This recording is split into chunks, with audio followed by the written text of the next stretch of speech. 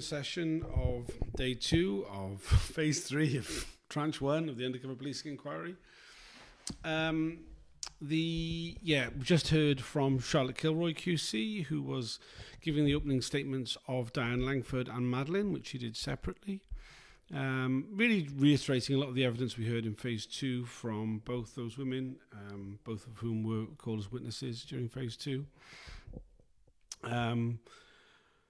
Just reverse order in terms of Madeleine, that the whole situation that she was subjected to by Vincent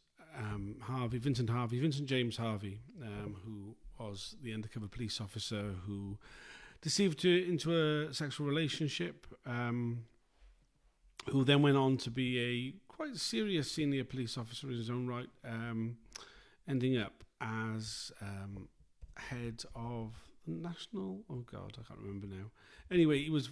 It's all. I tweeted links to profiles of him by the Undercover Research Group, which explain how his career went from strength to strength after his deployment. He's the one you may remember, which was a quote from phase 2 when he was gave oral evidence during phase 2 himself. Where he said that he didn't use contraception with any of the 4 women that he had sex with whilst deployed undercover because they were socialist feminists, so it would be for them to say, not him, if they wanted contraception to be used, which, I mean, like, fuck me, mate. You know, what the fuck? Like, you in yourself here. Absolute fucking scumbag. Absolute fucking scumbag. I mean, the fact that he had such a successful career in the police really says something. With those kind of attitudes, really suggests something. Really tells you a lot about the police. They just don't hide their contempt. Really, for it's like, fuck, man. He could have, absolutely outrageous. Both women say that they haven't had all the disclosure in relation to them. Mitting responded to that in the context of Madeleine to say that she had all the disclosure that the inquiry held, or at least all the disclosure that he was willing, that the inquiry was willing to get. Don't expect anything more, basically, was his line. He also reiterated the point he's made before that he wouldn't be accessing the registry files of anybody. As this would be too expensive, apparently. Which, given we've heard so much about how the Special Demonstration Squad was essentially lackeys for MI5. They were sending all the information to Box 500. That information was then, collated into registry files that really our understanding of what kind of information was being collected and kept long term all comes down to what's in those registry files.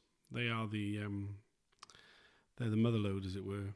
So the fact that he's not willing to access that for what he claims is like cost and time reasons, it doesn't really wash with me, to be honest. Bullshit.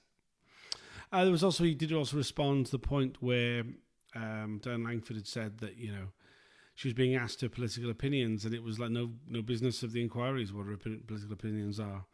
To which she responded, yes, she didn't have to answer, but it was purely to test what how